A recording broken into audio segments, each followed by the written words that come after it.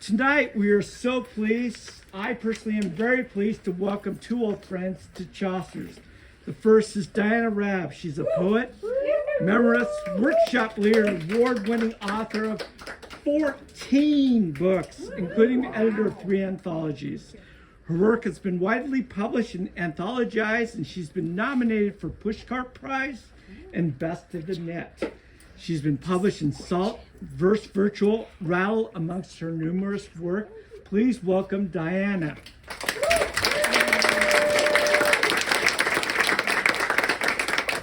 And she's married to my favorite poet, George Yatchison, but that's not her greatest talent. She's the...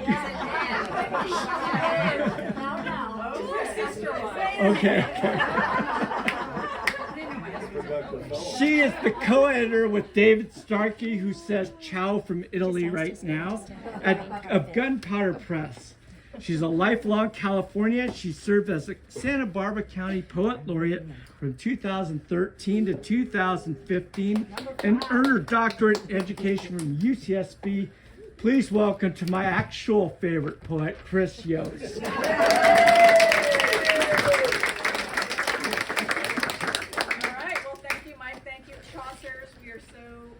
To be having our official book launch for Santa Barbara right here in Chaucer. This is fantastic. You guys are just the cornerstone of the literary community.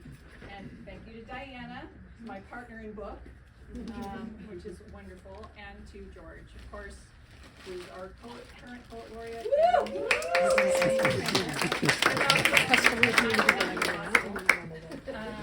And also David Starkey, who you mentioned. Our plan is we have 10 readers. We will do them in groups of 5. So I will do the brief introductions for the first 5 and ask you to just come up. And then Diana will introduce the second 5 so that we have a little break. Not like move around break, just post break. So very first up is Laure-Anne Bosselaar, who is just one of my favorite people to collaborate with. She's just a wonderful spirit of poetry here in Santa Barbara. She was part of this While You Wait extravaganza, which was our previous record breaker at Gunpowder Press for all the things it did during the pandemic.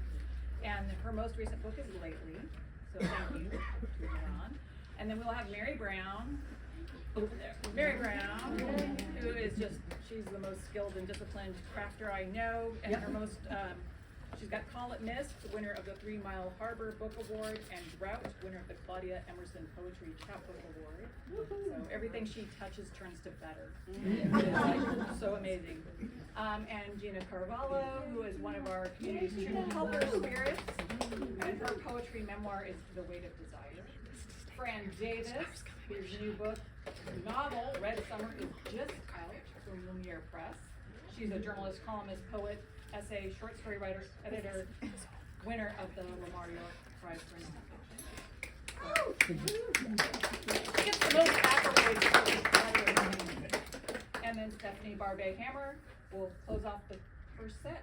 And she is another multi-genre crossover artist who's done so many wonderful things and a 7-time Pushcart Prize nominee. So, now you're queued up. We'll start off with Laure-Anne.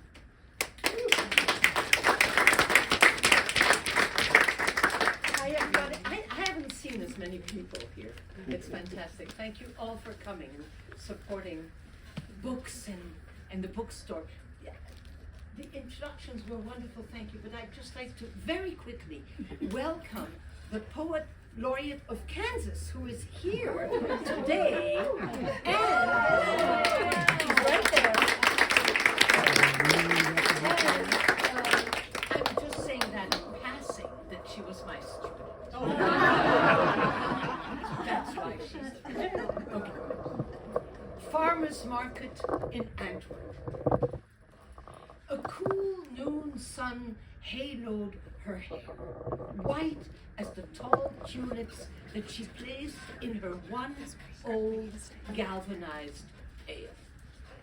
I remember this so clearly, as if it happened today, how she arranged her skirt and then placed rubbed her hands together, and how it sounded like sandpaper on leather. She placed a few honey jars next to a basket full of parsley, then took a few steps back, checked it carefully, sat on a crate by her table.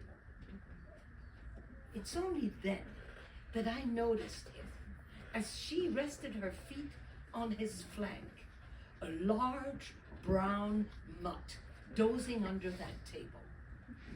He didn't lift his head or even open his eyes, but slow and glad, his thick tail wagged up and down on the dirt and scuffed up dust into a gold swirl in the sun. That's it. That's all I remember. But in my California mega... I have it. I caught it. But in my mega market in California that plays Singing in the Rain each time they missed their blue lit produce, I know that when I reach for parsley, it's then I'll remember, and have for over a half century. And I know that each time I'll step out of that building's whooshing doors, I'll hold my parsley like a bouquet for those two, that woman and her dog.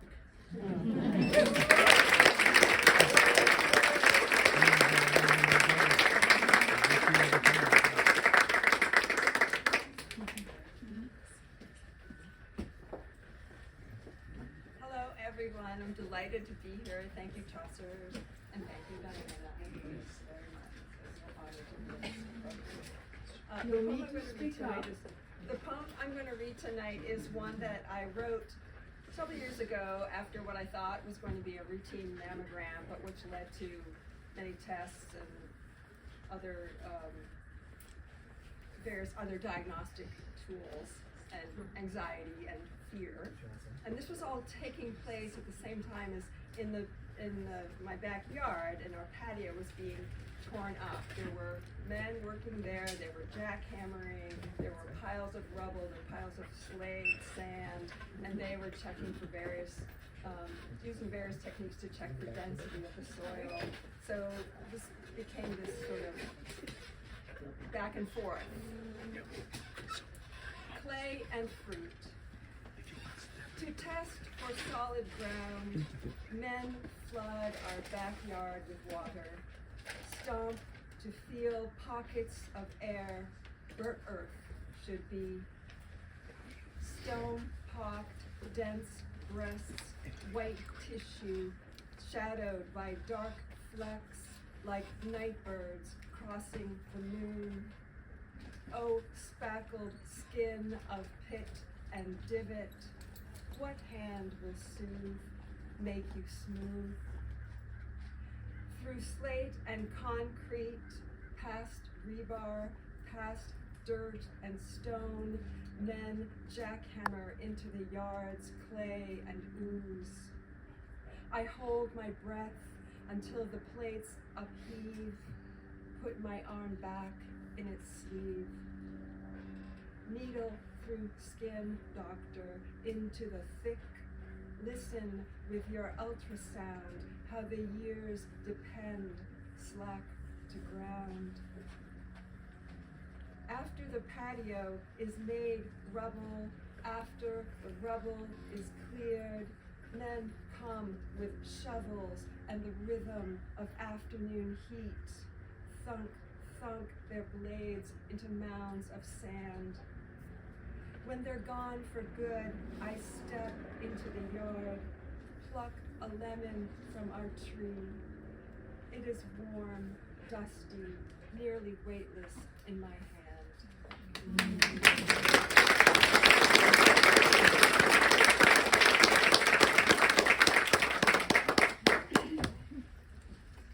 Well, hello everybody. Hello. I'm trying to project. Thank you. I'm Jina Carvalho, and I want to thank Chaucer's, Jen in particular, who I worked with on many community events through the library. She is a true community person. To Chryss, who was the editor of my book, The Weight of Desire, my dear friend, Diana Raab, who made all this possible. And we all are needing community right now and feeling the need to be together. Thank you, Chaucers. Thank you, poets. This is healing.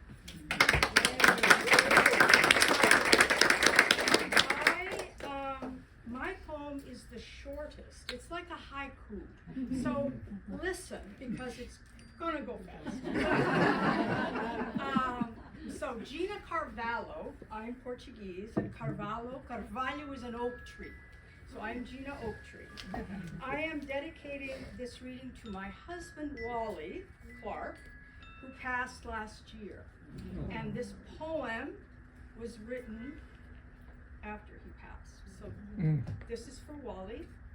And Wally also bought me this dress, and I get many compliments.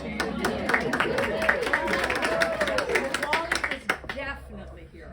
And also, being Portuguese, people say, are these Portuguese tiles on your dress? And maybe they are. Anyway, my poem. The last time I was in the Pacific Ocean. The day I turned 71, I poured my body off a boat into the frigid Pacific, descending into a dark sea. But it was then that I heard your voice. Go, baby, cheering me on with your gorgeous smile. Go, baby, go. And it was then I knew why I had attempted this insane act. It was you beckoning me for one last swim.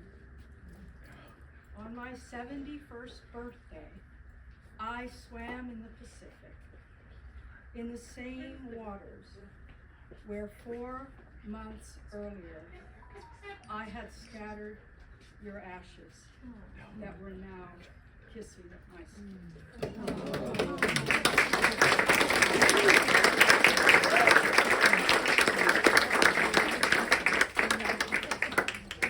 This hall needs to stay clear. We're still open, so customers need to be able to go in and out. Where would you like us to?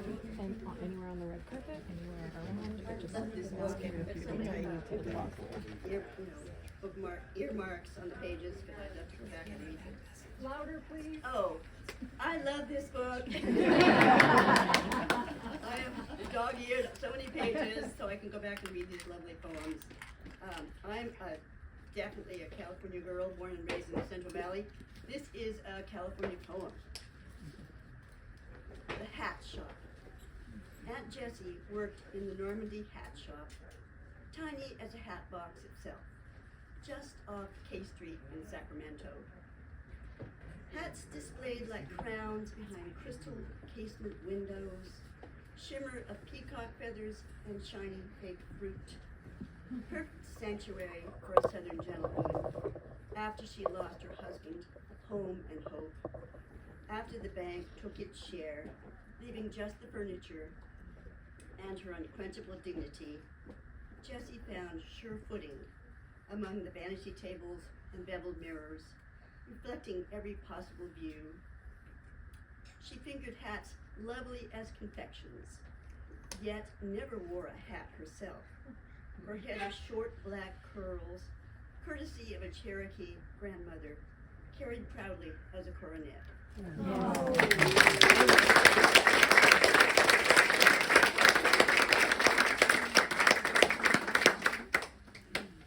Hey there, everybody. Hey. I can project I'm from Manhattan. But I moved to California in 1985, and I never moved back east because California is amazing. And this anthology is amazing, and I just want to say so many thanks to the editors, and it's such an honor to read with these amazing poets. So this is a prose poem, and the title is Curtis Keeps Me from Falling into the Creek at the Santa Barbara Botanical Garden. He's a numbers guy. He made a lot of money. And he seemed quite rigid to me over the years, but then something happened. He broke his leg when his wife, my friend, was in Paris, and suddenly he became kind. He started teaching economics classes in prison. They came to visit. At the botanical garden, we went the wrong way and had to cross a creek leaping from rock to rock. They went over. My friend stepping easily on the slippery stones, he followed. I stood there, paralyzed, too afraid to cross. They came back. He guided me over. I can't do it, I kept telling him. I think you can, he said simply, over and over. People can change. Now that I think about it, I remember him helping his wife play boggle. They had just started to date. She struggled with the words. Like me, she's afraid of games. Then she finally built some syllables. There you go, he said. There you go.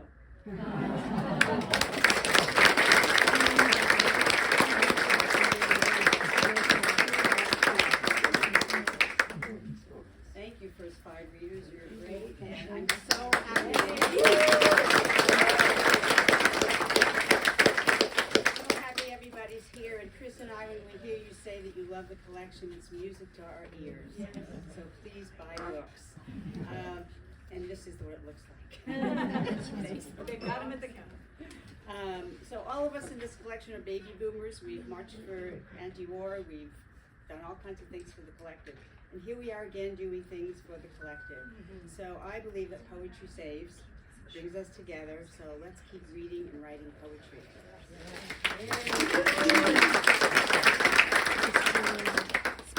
First reader in the second round is Shirley Lim,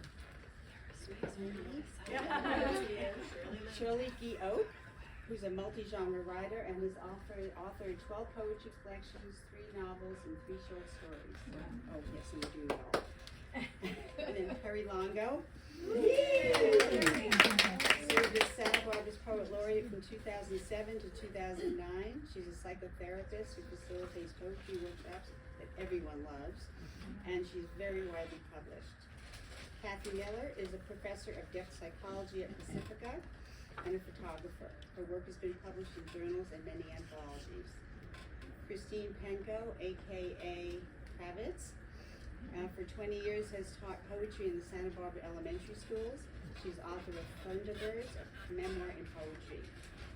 Dale, where are you, Dale? Hello.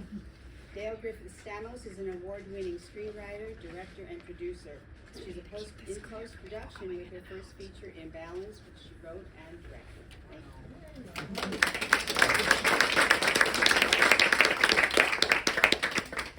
Thank you. Thank you. I'm sorry to have to begin by correcting my wonderful editor. My name isn't Shirley Lim, it's Shirley Lim. So, but thank you so much for the introduction. I can project because I've lectured a lot. Good. Right.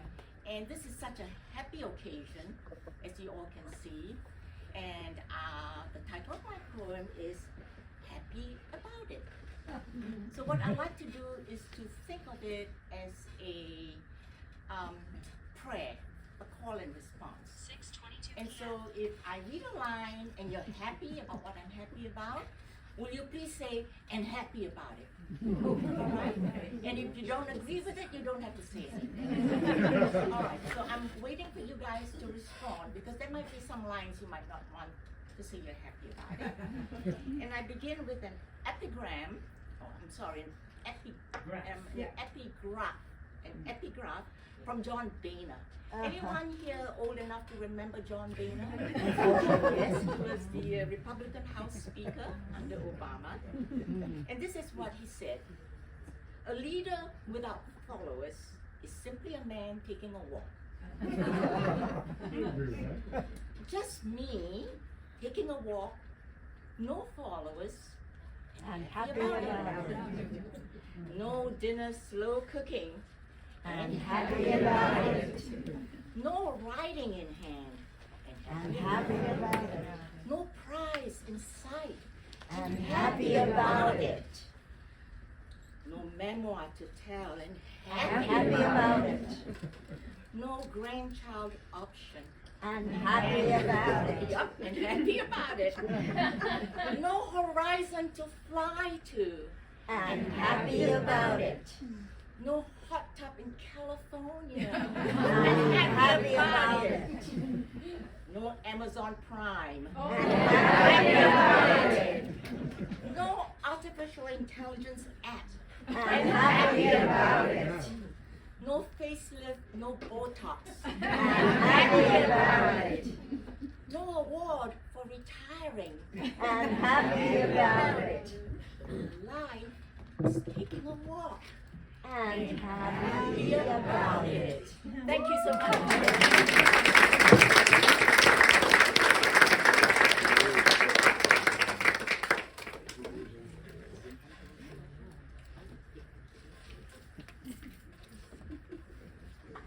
Well, I can't help but say hi, everyone.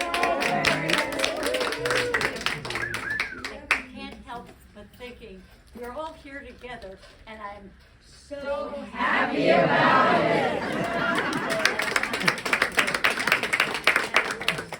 Big wonderful thanks to Chryss and Diana and Chryss and Gunpowder for putting this together. I was so happy when Diane asked me if I would like to be in this book, Golden Age for people 60 and over.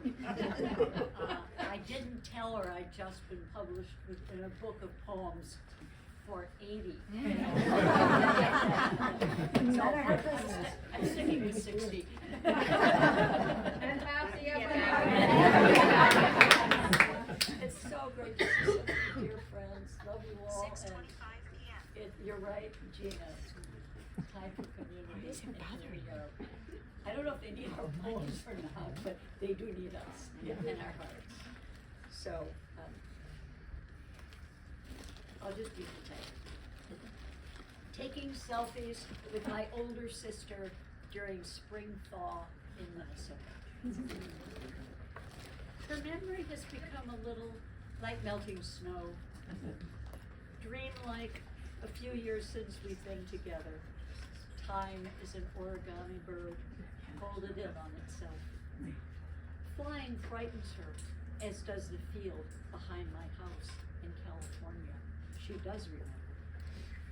Any minute it could catch fire, she says. Worse, it could bury me, like the one on the news. You should think about moving back. You should think. She repeats everything at least twice. Once a nurse, she's used to giving advice. Next thing, we're both kids, and mother appears. My sister's litany of old miseries darken her room in the complex where she's come to live in her 80s. But she loved us, I say, between storms. I show her latest pictures of my grandchildren on the iPhone and happy about it. And one I just clicked walking along the Zumbro River outside her window. 2 ducks feed over the reflection of leafless trees. Let's take a selfie to remember today, I smile.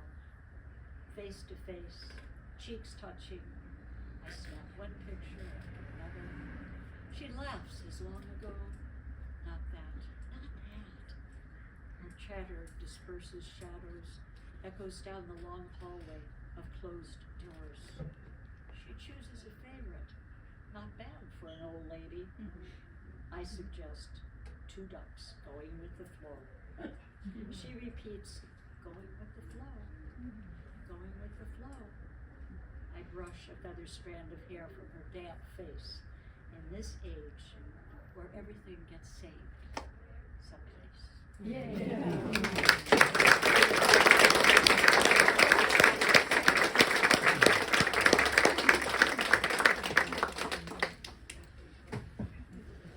Oh, great!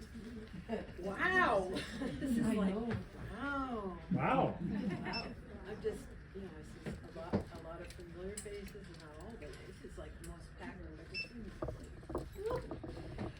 Well, I'm also from New York. But I came here in 1969. But I can project as well, but when I get emotionally sensitive, my voice can go down. So we'll see how that works out. And being a woman of a golden state at age, I had to print this out in a larger font, just in case. And what an honor to be in a collection with women of a certain age. It just warms my heart. Thank you all for showing up. So this is to all those encounters you may have, or any of us may have, with a person or a place or a thing that just, I don't know if it's actually haunts you, but it returns again. So it's called encounter. Yesterday, I had an inkling to take a walk somewhere quiet under a foggy sky by the sea, and ended up at the Santa Barbara Cemetery. I've been reading Patti Smith's Book of Days during my time here, where she shares her visits to grave sites with an homage to birth or death dates of artists and writers. What may have happened on that day in history? I wondered. I found a bench engraved with the word "lady," which gave me pause. And found another bench facing the sea that I thought my mother's ashes would appreciate, which I still have. I lingered by a lone statue of an angel with her hands pressed to her breast, and met a young graduate from Westmont who asked if I was visiting someone special. I said no, but felt called to be there and just hang out. So did she. She asked if I believed in spiritual stuff. And did the dead talk? Maybe, I said, I thought the dead did speak, not to take that too literally. She asked when they spoke, could I control it? I replied, particularly when I write. I can see her absorbing. I can see her, yeah. Then she asked about writing. We spoke of her future, how things can come to us in life unexpected. She wondered about my career. I wondered what she went on. I look up the history now for April 14th and read it was the tragic date Titanic hit that iceberg, when President Lincoln was shot. March, the Boston Marathon bombing, John Paul Sartre's death, along with the day Jackie Robinson was admitted to Ebbets Field in his first major league game for the Brooklyn Dodgers.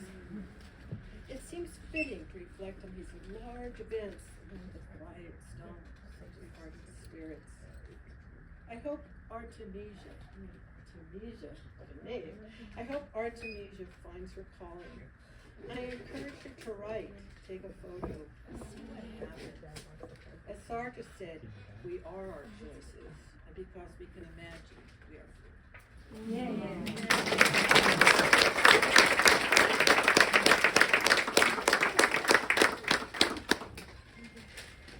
Hello, everyone. Can you hear me all right? Yes.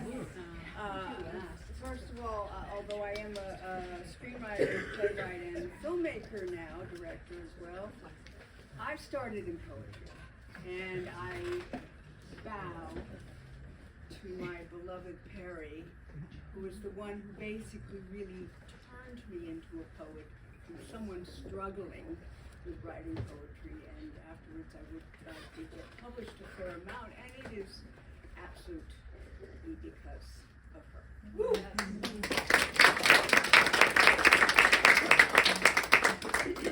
So it's nice to return to the poetry. And these are the wrong glasses, so I'm hoping. I realized I didn't bring my regular reading glasses, grabbed a pair from my car. We'll see.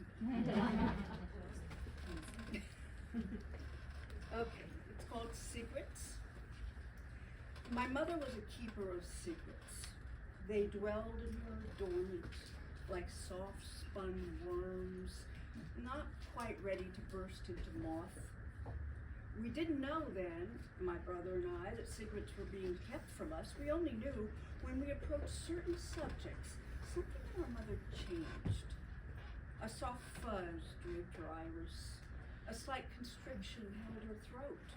And we, loose-ended, incomplete, asked questions whose answers were pieces that should fit the puzzle, but didn't.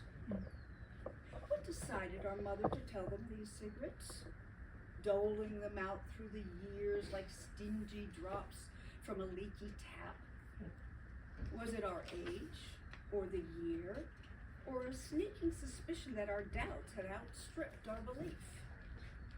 Whatever, they came with a flick of the wrist, like some object carelessly left behind, a stray comb or a glove. Oh, didn't I tell you? My father was Jewish.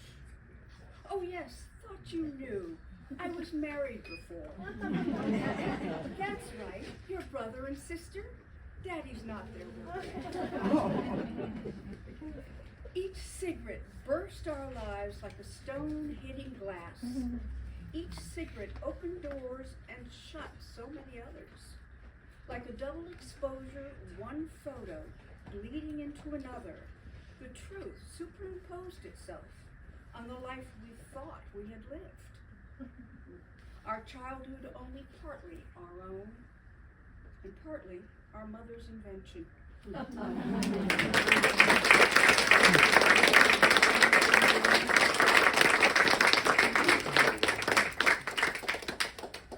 Hello, everyone. I'm Christine Penko, also Kravetz.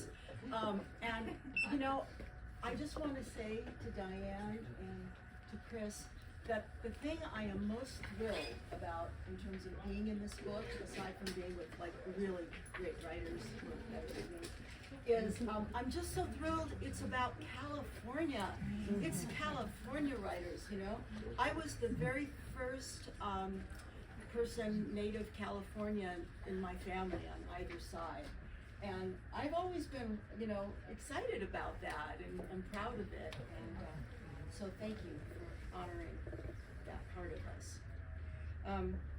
So I know a lot of you are older, like me, but I hope a number of you are too young to remember this kind of experience. This is called Crying Room. Yeah, here it's had this, you know what I'm talking about. Mothers with babies and young children are expected to sit inside a small, soundproofed room so as not to disturb other patrons. I often watch westerns through its glass wall, smudged with fingerprints, enveloped in the smell of wet diapers.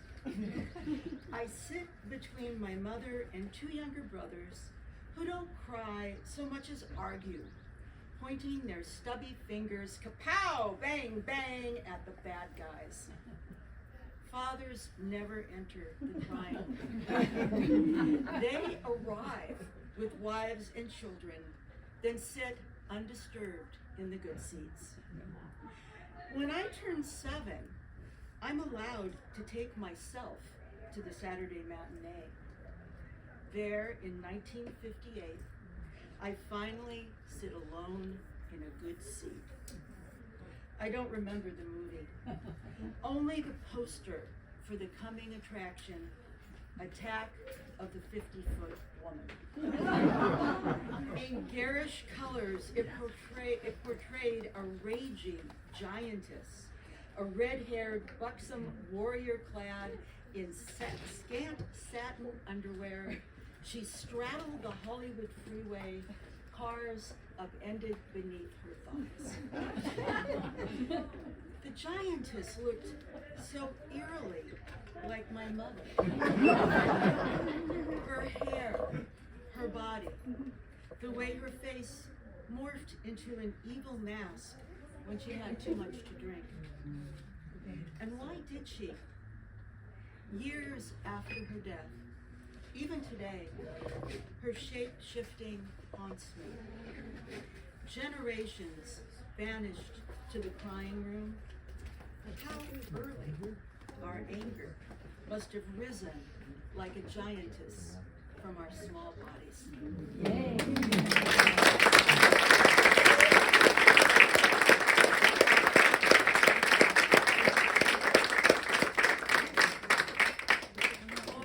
Thank you everyone for being here and getting a little sampling. There are 175 women in this collection.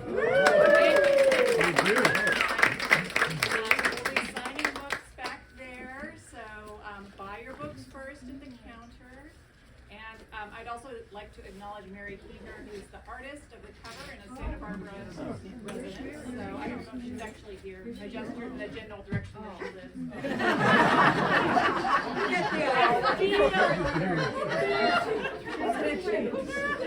So thank you all.